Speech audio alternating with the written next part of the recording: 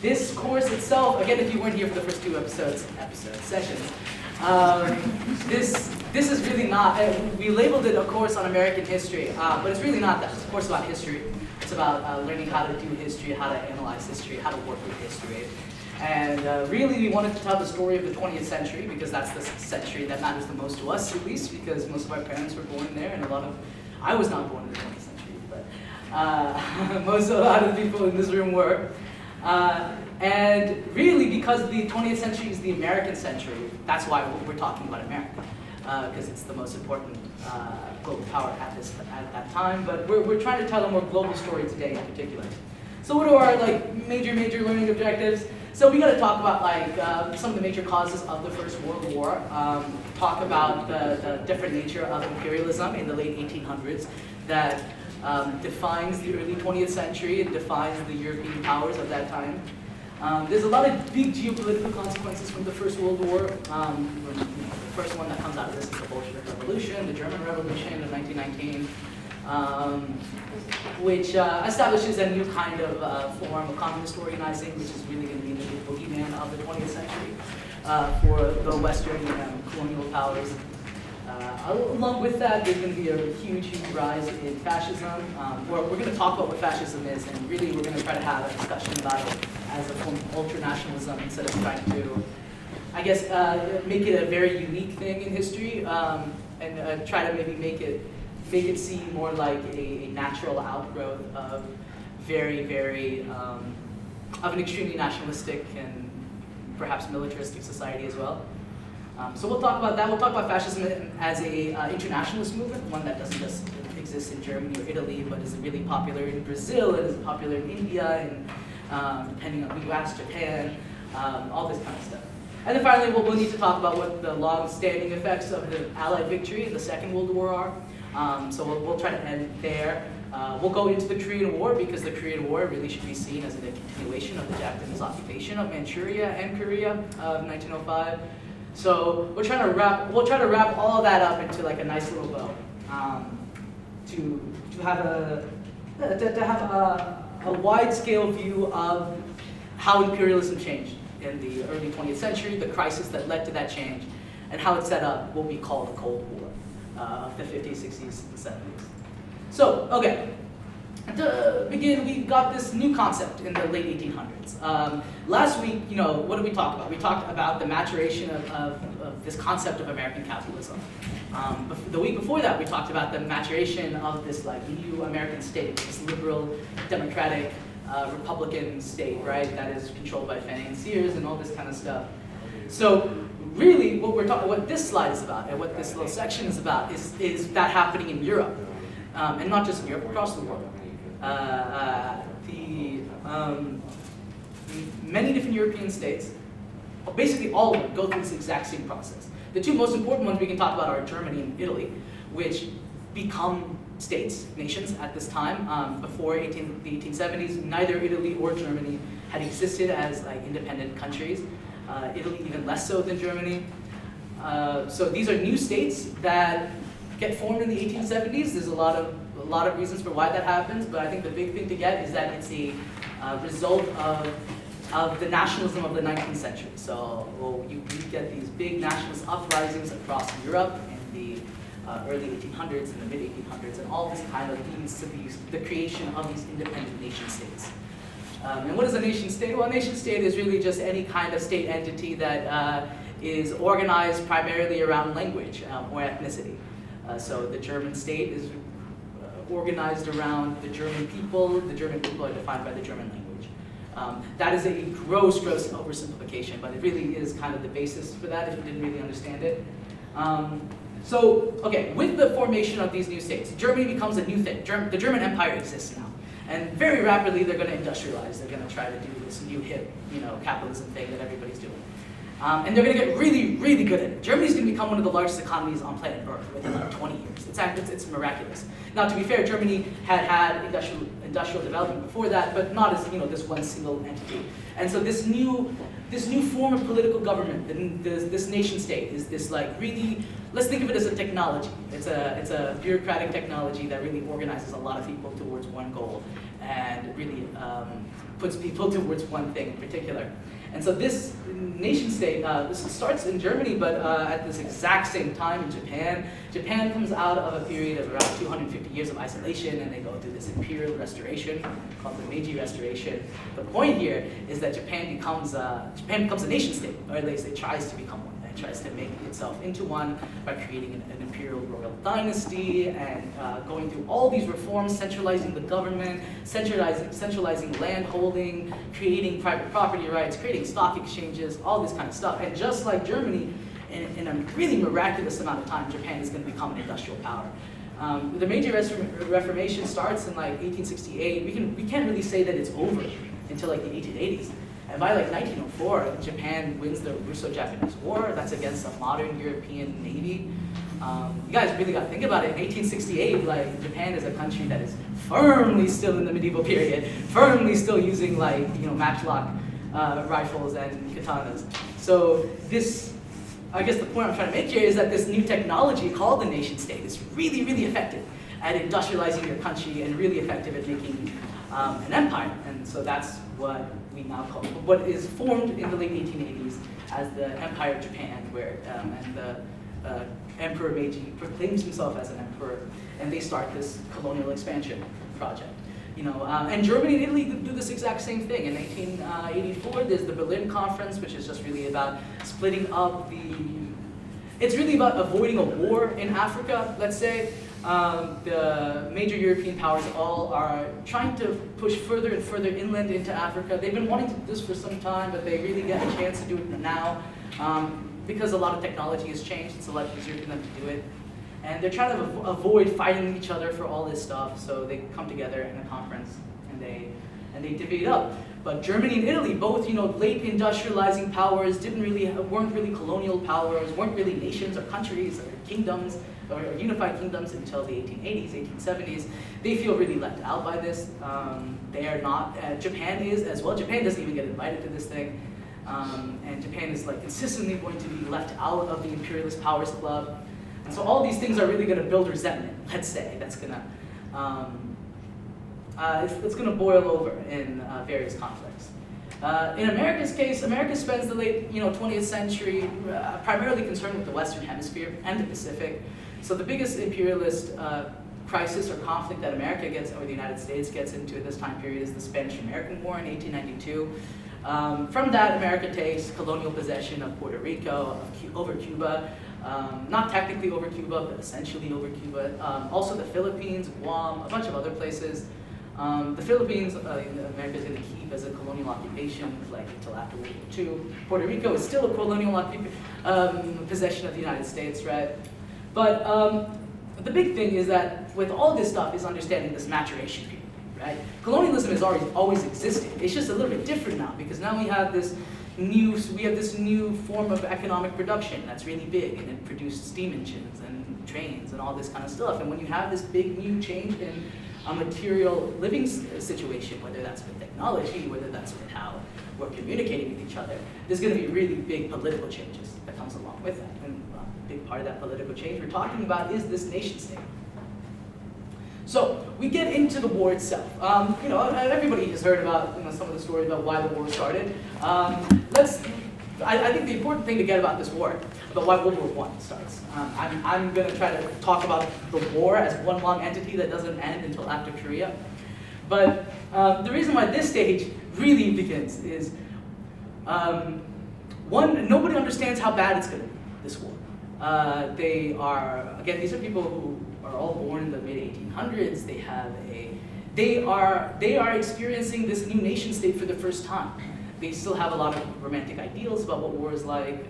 Not that everybody had that, but there is this, let's say, there is this desire, especially of the old regimes within Europe. And by that I'm talking about the Ottoman Empire, I'm talking about the Austro-Hungarian Empire, the Russian Empire, to, I guess, rage against the dying light, in that these, especially the Austrians and the Ottomans, are old. They're really old. I mean, the Austrians, like they trace their lineage back to Charlemagne, and they act like that. in that they are very much people from the 1700s, and they still have this idea. They're not nationalists, right? Austria includes Hungarians and Serbians and Croatians and Slovaks, and they all hate each other, and they all want to leave and form their own little nationalist states at this time period. The Ottoman Empire, exact same way. The Ottoman Empire isn't just, isn't Ottomans. It's a bunch of Arabs and Armenians and Azerbaijanis and Persians and Serbians and Albanians, all ruled by a Turkish dynasty, the Usmanids. That is very much a thing that you would expect to see in the 1500s or the 1400s, and it still exists in Europe in 1914. But it doesn't after that. This is when that ends. That style of government, it had its millennia after the fall of the Roman Empire. We're really talking about a millennia of rule here, guys. That's what's ending in 1918. This entire way that human beings have organized themselves for centuries at this point. And instead is coming this really new, really efficient, really, let's say, large-scale kind of organization that we call the nation state, that gets millions of people involved, that isn't small-scale, that incorporates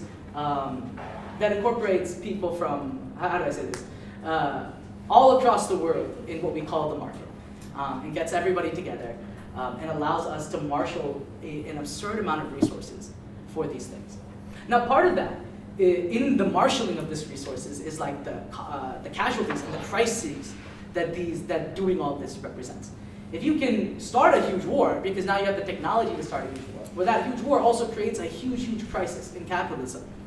And the biggest place that this cracks is in Russia in 1917, 1918, where a series of revolutions happens, but eventually the Russian Social Democratic Labor Party, the Communist Party, takes control, specifically in Petrograd, by organizing workers and soldiers against the Romanov dynasty. And the Romanovs, again, we're thinking an ancient house that has been going around for centuries and centuries, and now they're gone.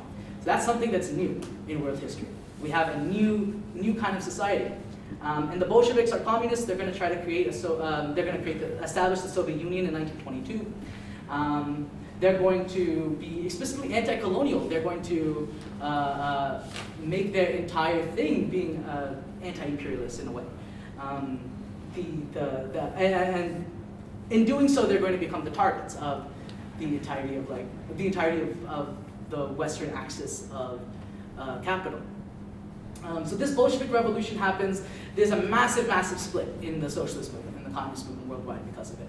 People don't know what to do, but for the majority of people, especially in the third world, especially in the colonized world, end up going along with the Bolshevik style of organizing. The Third International is formed, also called the Communist International, also called the Comintern, is used to organize all these different various socialist parties and communist parties into some form of international movement.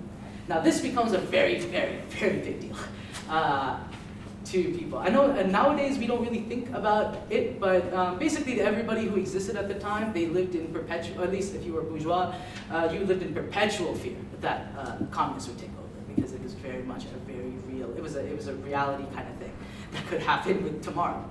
And so that affects all their decision-making things. And in particular, it really affects the decision-making of German and Italian nationalists in the middle of the war. So, to talk about that, at the end of the First World War, Germany goes up in uprising. A lot of states go up in uprising, right? Like I said, it's a massive crisis. A lot of people have died. And especially in Germany, they've lost the war. Italy has kind of lost the war. Russia has definitely lost the war. And so now they have all these, they've got all these social uprisings to deal with. And you've got a few choices. Like, on the one hand, you could go the way of the Soviets, in which case, you're the Romanovs and you've lost thousands of years of history, basically. Or you can go the way of Germany, which is suppressing, or successfully suppressing various communist and socialist movements within your state. I believe it's 1919 when the Bavarian Soviet Socialist Republic is declared. There are uprisings in Berlin. There are Soviets declared in Hamburg, in Nuremberg, all across Germany, right? And a big part of the reason why the war can't be fought anymore, at least on the German side, is because these revolutions are happening. And the army needs to be sent back to take Berlin, to take Bavaria. And then that's going to be a very big, that's going to be a very big deal, let's say, to especially the people most invested in nationalism or in the nationalist cause of the war, because they're going to view this uprising, or this kind of uprising, as a betrayal. We often call this the stab in the back myth or whatever. And that's going to get muddled, or that's going to get linked very deeply with anti-Semitism and anti-communism as like a big global conspiracy. Basically, my point here is that after the First World War, you got a massive, massive crisis in Germany, in Italy, in Russia, across the world. The Kaiser's gone in 1919. The Tsar is gone in 1919. Again, things that we could not imagine. Nobody at that time could have imagined. And so they've got to find some way to stop the total collapse of what they consider their social system, the bourgeois social system at that time. Part of that means, enslaving or continuing to enslave women and children and minorities within the family structure. That is such a big part of the defense of the nation state at this time period. And so the number one, or let's say the strongest ideological opponent, the strongest ideological trend that starts up at this time, is what we would call fascism, right? Or not what we would call, but Mussolini himself called fascism. A lot of our documents today are going to be about fascism, so we'll talk about it more and more. But in the simplest way we can describe it is, let's call fascism the reaction of ultra-nationalism against a massive, massive crisis. In capitalism, in a political crisis, it can be an economic crisis, it can be whatever. But a massive crisis that is specifically posed by the organized working class in Italy and in Germany, right? These organized working classes, they rise up, in Bavaria, they establish a Soviet republic, right? And so this communist threat has an organized kind of menacing nature to itself, and it needs to be organized in response. So if we can think about fascism as this, we can maybe think about fascism as the ideological and the political organization of a political class in decline, right? Remember, we talked about in that first session we talked about the KKK, and we tried to talk about like what it actually is and how it differs from the aristocracy of the South in the 1850s and 1840s. And the major difference there is the decline, and what this organization is trying to do, and what the KKK was, as we said, it was about organizing whites in the Reconstruction era South against revolutionary change, right? As basic as that can be, that is what it was in a paramilitary sense. And the fascists are the exact same way. This picture here is of Mussolini's black shirts. And the number one way that fascists found themselves protecting against communism, or protecting against the anti-nationalism, really is what they might have called it, protecting against the enemies of the Italian state, is by beating up like trade unionists and assassinating them and killing them, and beating them with sticks. That happens all across Europe. That's the most common thing in Brazil, in Argentina, wherever. These paramilitary gangs pop up, and they're being funded by the corporate state. They're being funded by our auto manufacturers and landowners, right? They're being funded. They are deeply embedded with the mafia, especially in southern Italy, right? So basically, we have a war, right? We have a war within a war, or between a war that has started. We've got a paramilitary organization that is going to take power in Italy and in Germany, and its sole purpose is to protect the German nation, the Italian nation from communism. That's what's going on, right? Now, at this exact same time, right, in the early 30s, two really big, crises ends up happening that kind of put all this into perspective. In the East, right, and we can't talk too much about this, but Japan is going to invade Manchuria, which is going to start a massive, massive war in China. And across East Asia, that is going to be as large as anything that happens in Europe, or larger than most things that happen in Europe during World War II. And that in and of itself is going to create its own nationalist and communist how do I say, struggle within China.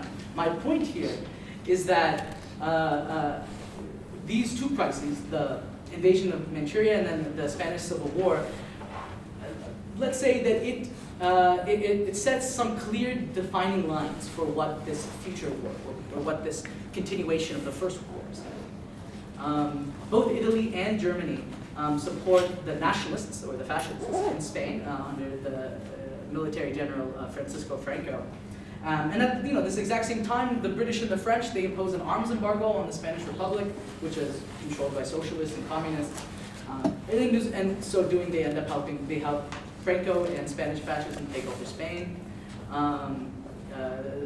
The Germans and the British help massively, or at least enable massively, the Japanese moving into large parts of China, though they become increasingly scared of Japanese encroachment as they go further and further.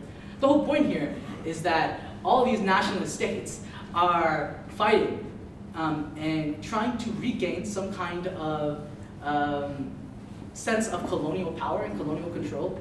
Japan feels like it's never had that, and it's trying to achieve that.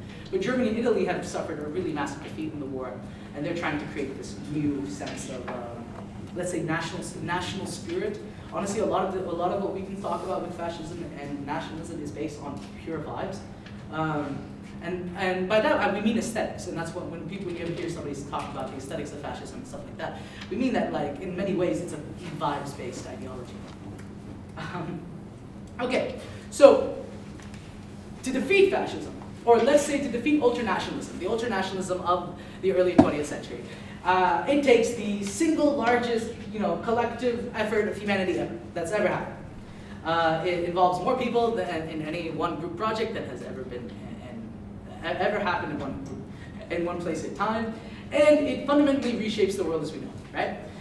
I write down in our notes that at least 150 million people died between World War I and World War II, and that's such a gross underestimate because that's only war casualty dead.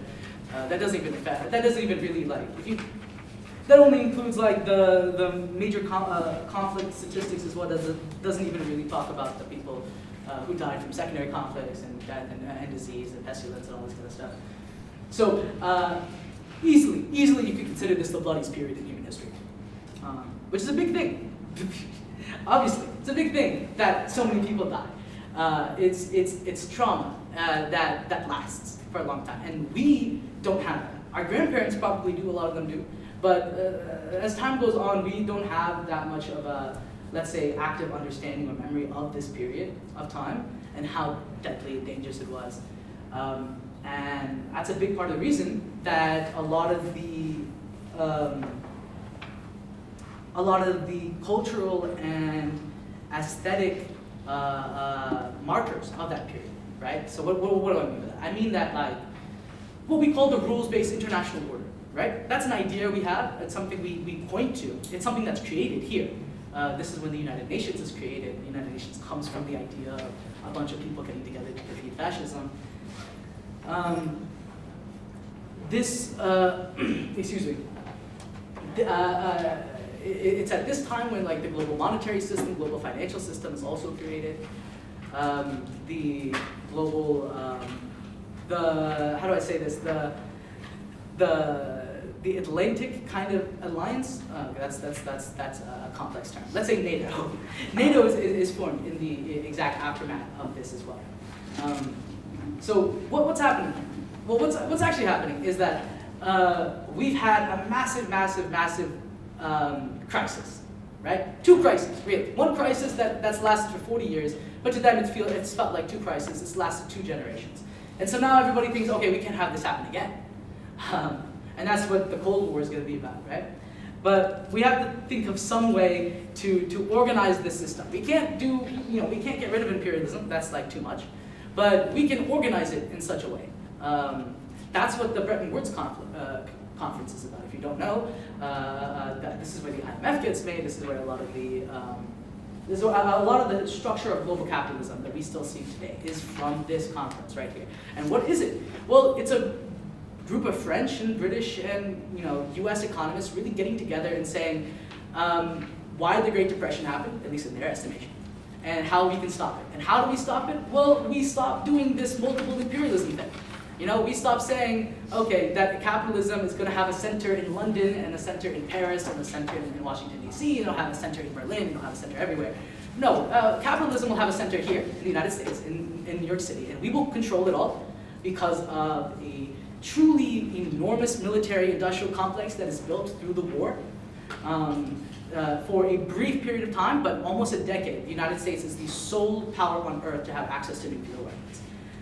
It's a massive, massive deal when we're talking about what happens from 1945 to 1953, that no other country can effectively can actually compete on that level.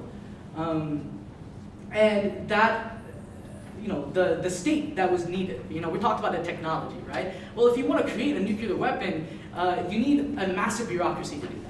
And this massive bureaucracy, what we now call like the military-industrial complex, which is this big, big collection of corporations and national security officials and all this kind of stuff, that's opaque. That's the thing. It's opaque. It doesn't have, we don't have democratic influence over it. This is going to be let's say, the new capital of world imperialism. I know I'm being very, very broad pictured here. But the story we're trying to tell here is that between 1870, right, and 1953, you have all this conflict, right? Massive amounts of conflict, unheard amounts of human conflict, right? Why? Well, really just because of imperialist resource wars, mainly over who's going to control Africa, who's going to control Indonesia. That's like the baseline thing of it. And so how do we stop that from happening? Well, here's the other thing. This crisis produces communism and the Soviet Union, and it produces a massive, massive workers' uprising across the world. So how do we stop this? How do we make sure this doesn't happen? Well, number one thing is you have to consolidate the empire. And so that is why we go from a world that is controlled by the British Empire, the largest empire in human history, and very, very, very quickly, in a shocking amount of time, it is irrelevant in human society. The last time the British and French really tried to do anything that would match them before World War II is the tripartite aggression, also called the Suez Canal crisis. It's when Israel, Britain, and France all invaded Egypt to try to take control of the Suez Canal. Failed miserably because they didn't understand that that's not what the world was anymore, and that's not what, and power resided in America, which did not want this to happen, and in the Soviet Union, which also did not want this to happen. So Britain and France are done as empires, but they're going to continue trying to keep their empires for 30 years beyond this. And that's why we're talking about Korea and Vietnam as these extensions of the imperial collapse in World War II, if that makes any sense. Okay, so what did we talk about? We talked about the UN Charter, we talked about this. The fall of the British and French empires. Well, like what America is doing in its foreign policy right now, in this time period, is it's angling itself to take over for the British and French as some kind of global hegemon. And it's going to take that role as a neo-colonial hegemon, a neo-colonial power over the rest of the world. It's going to take, it still holds that. It's only kind of letting go of its sole role as a hegemon in the last few years.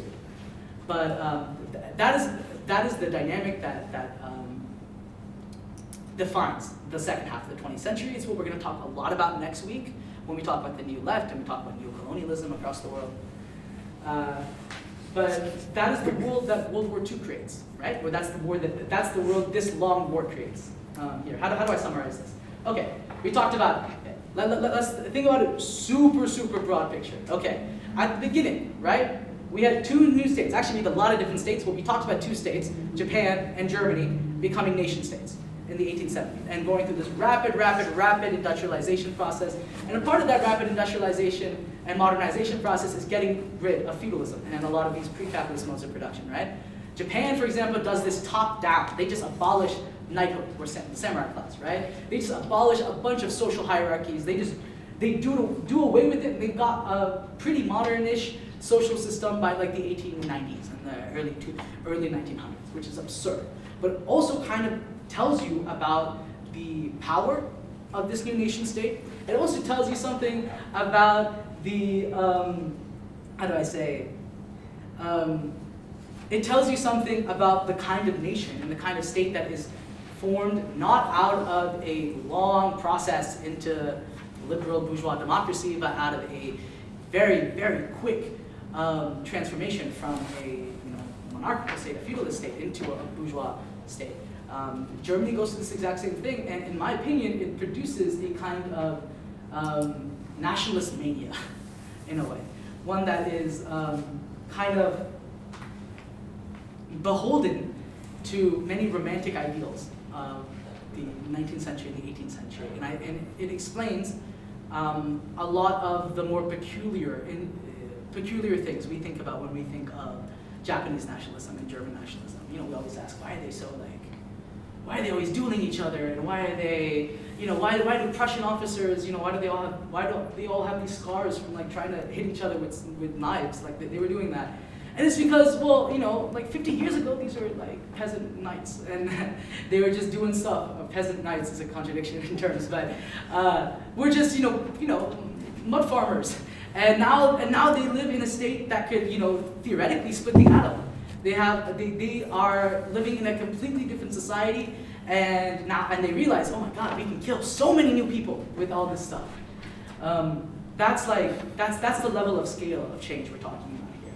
Now, at the exact same time as these old vestiges of the old world are dying, right? We talked about the Ottoman Empire collapsing. That creates that leads into British and French imperialism in the region, creating Iraq, Syria, Palestine. Anything you've heard about in the Middle East happens right here, and it's because of the fall of the Ottoman Empire. Same time, anything you've heard about in Central Europe and the Balkans is because of the fall of the Habsburgs. Again, a people in a house that have been around since Charlemagne, and are now going through, at the very end, going through this short process of westernization, of modernization, of nationalization. It's at this exact same time when what we can call the colonization of the world is complete, right? Whatever there's left to be had has been taken, and in another way we can say that is that capitalism has spread throughout the entire world. The industrial nature of capitalism has spread throughout the entire world. That doesn't mean that the world is equal in its industrial development, but it does mean that the entire world is involved in this system now. There's nothing outside of the market. And there needs to be nothing outside of the market for there to be a truly global war, for there to be a war where people in Argentina have a very similar say to what's happening as people in the Congo or people in Australia, who are all being part of the exact same social conflict. Now, so these new nation states we talked about, right? They destroy the old empires, and now they've got stuff to do. And it's, in particular, in Germany and Japan, they want colonial possessions. They want colonial empires. And how do they do that? Well, obviously they go to war for that. And this is what I mean when I say the crisis of imperialism. It's a crisis in that it forces these states in one direction, and it's a crisis in that by engaging in these acts, they are so fundamentally destabilizing their own regimes that something new has to come, right? You can't just keep doing. You can't be a Habsburg emperor of a state that is at war with the United States of America in 1916. It's just not feasible. We have to move through something, and we have to try, and capital needs to find a way to adapt. And the number one way it adapts is by internationalizing itself. By saying, okay, we're no longer French capital, we're no longer British capital, we're no longer American capital, we are capital, we're bankers. And our headquarters will be in New York, but that's not because of fealty to the American nation. That's because America is the center of capital. It's the richest nation on planet Earth, and it also at this time period and still has a monopoly on military power in the world, and that allows it to take this role, this centralizing role of capitalism across the world. If you hear me talk about the Atlantic Alliance, if you hear me talk about the cross-American European alliance of NATO, of the EU, that's what we're talking about. We're talking about imperialism transforming from this thing that the British do and the French do and the Germans do to this thing that the West collectively does, or this thing that that capitalism creates in general. Okay, so what was the other thing we talked about? We said that nothing's outside of the system anymore, right? And that really means that capitalism is everywhere. And that creates new opportunities, right? even if the whole world isn't, workers and isn't as developed as they were, developed as the United States is, that doesn't mean that the technology isn't there. That doesn't mean that the technology of the bolt-action rifle, which is a new big technology that becomes massive in guerrilla warfare across the early 20th century, that's there. Capitalism as a new technology, let's try to think of that in this way, as this new thing that allows new things to happen, that allows you to take debt on, right? If you're a nationalist politician in India, you can borrow maybe from the Empire of Japan to do something. I don't know. There's just possibilities. There are new possibilities to do things because the world is different. And it's a global world. It's a world that everybody talks to each other. It's a world where if you're going to fight a war in Australia, you need to know what's happening in Argentina, right? And that world that is created, that's the world that the socialist movements of the next 50 years are going to inhabit. There's going to be massive struggle over how this world is going to take place. That's what we call the Cold War. But this, let's say this end of, the end of this crisis, this imperialist crisis, allows for the first time a really remarkable, it doesn't matter, a really remarkable change in the working class struggles across the world. Right? Now, okay, good, we have a lot of time now. That was the end of my little lecture. If I can get my Canva back.